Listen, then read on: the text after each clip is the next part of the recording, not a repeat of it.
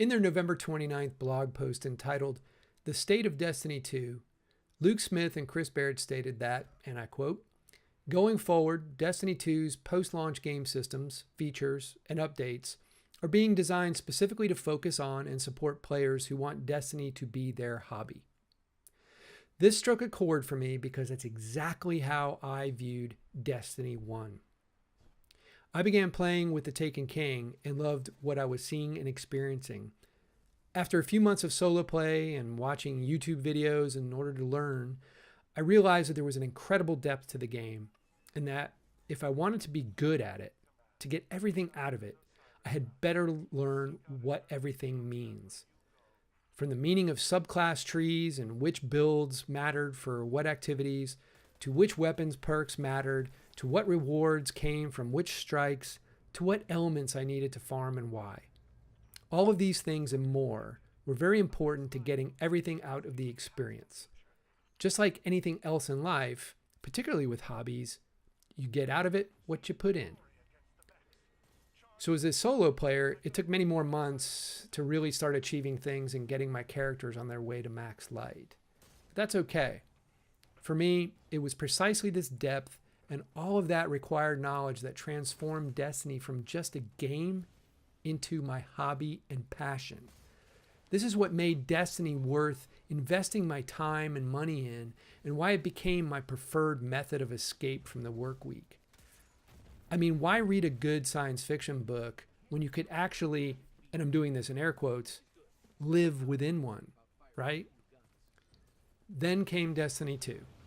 Like all fans and hobbyists, I was all in and played as much as I did in Destiny 1.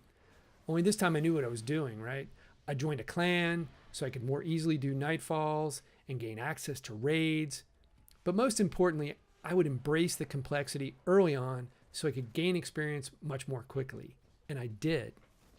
So much so that in just a month, maybe a little longer, I had far surpassed what took me almost a year to accomplish in Destiny 1, even in year 2. Admittedly, being a solo player in Destiny 1 certainly held me back, but the main thing was not fully embracing the depth of the game sooner. That was far more inhibiting. Unfortunately, I quickly began to realize that in Destiny 2, there was no complexity. Maybe from the perspective of a first-time Destiny player just coming into the game now, it might seem a bit complex. I mean, it's certainly a large game still, but not to veteran players. To veteran players, everything is simplified. There's no need to contemplate anything. Just figure out which weapons work best for PvP and PvE, and then it's pretty much plug and play, rinse and repeat. Armor is meaningless. They've even removed the mystery of engram decryption.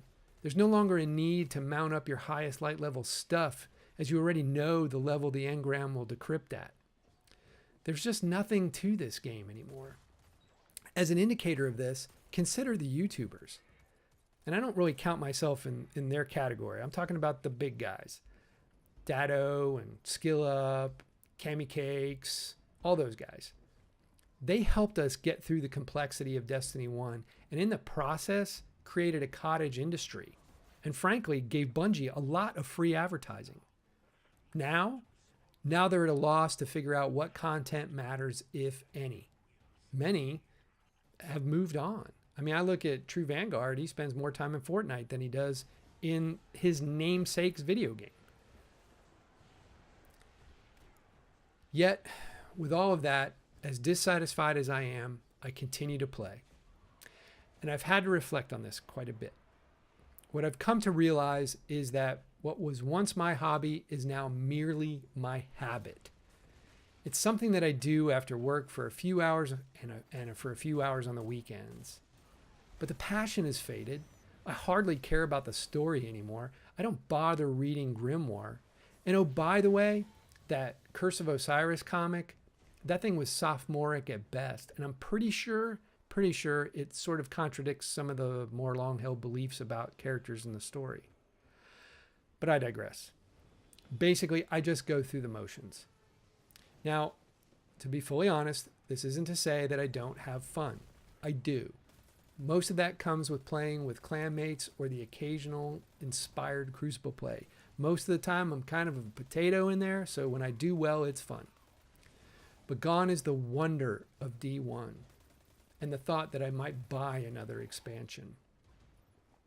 I think this is where a lot of longtime players find themselves, and many folks have written posts on Reddit or done videos expressing similar thoughts. And frankly, there's a lot of really negative, visceral salt out there. However, how we got here might be the more important takeaway. I have to wonder if Destiny 2 isn't just the product of a very large and very tragic miscommunication. It's pretty clear that Bungie has absolutely listened to their fan base, and I think that's part of the problem. For 3 years, Bungie got an earful from the player base, some of which was well deserved. But by Rise of Iron, things were looking pretty good. And so we, the fans, the hobbyists, the player base, we should be asking ourselves, how much of this is our fault? Did we really and truly communicate what we actually meant with all of our criticisms of D1? Did we go too far in asking for every nit-noity thing? I mean, when you want everything to change, everything changes. Did we really consider how Bungie would interpret our cries for change? Maybe part of the problem was that we assumed that we were being understood. Noted business communications expert, Dr. John L. Lind, has a great quote. Don't communicate to be understood. Rather, communicate so as not to be misunderstood. He advocates this as the right strategy in business communications. In light of all that's happened, maybe we could have gone further to ensure Bungie not only knew what we wanted, but also what we really didn't want. For example, I don't think any of us were advocating for an entirely new game. My guess is that most players were generally satisfied with the state of D1 as an overall game and viewed The Taken King and Rise of Iron as proof Bungie was finally on the right track. But a new game was exactly the solution Bungie decided upon, in large part based upon what they were hearing from the player base.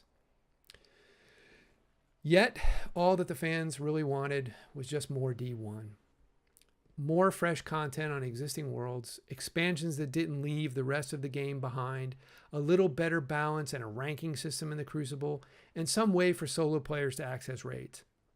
In short, we just wanted Destiny to continue to expand into a continuously updated MMO with great FPS characteristics and a reward system that actually rewarded versus punish. I mean, we were okay with grinding, right? But we weren't looking for the grind itself. And I think this is something that was miscommunicated to Bungie as well. Grinding is a means, it's not the end. A couple of graphics recently posted on Reddit by the American Cosmonaut and Hawkmuna Matata represents probably the most accurate depiction of what that version of Destiny would have looked like if D2 had been a D1 expansion. I can't speak for the community, but this is definitely what I was really looking for. Credit for the image you see here goes to Hawkmuna and is based on the original concept by the American Cosmonaut. I mean, look at this. How awesome would this have been? With all the worlds receiving an appropriate update or refresh, maybe we wouldn't have lost all of our weapons, but just everything in our vaults, destroyed with the tower during the Cabal invasion. Minor changes to weapons and armor would have been okay. Different PvP modes would have been okay. And this didn't have to be a problem for new players. They would just start the game in its current form. So any world that got a refresh, and if it was necessary for some reason, each newly refreshed world would come with like a cinematic depicting the brief history of change to catch the new players up. That's all that's needed. Of course, even with that more ideal change, we'd still complain. We'd still critique. And that's okay, as long as the community remained together and was providing meaningful feedback to Bungie. Unfortunately, that's far from where we find ourselves today. As for me, I would really like Bungie to talk in depth about the decision to move on to D2 and why they didn't bring D1 with it. We've heard all the rumors and hearsay about that decision, but I think it's an important dialogue to have in order to avoid future miscommunications. Secondly, I'd like to see a no-kidding roadmap that shows how Bungie will bring Destiny back to being our wondrous hobby. With the holidays behind us, Bungie will be making some updates and changes throughout 2018 that they detailed in their recent blog post. However, this summer's Guardian Con in Tampa represents a phenomenal opportunity to speak to the community.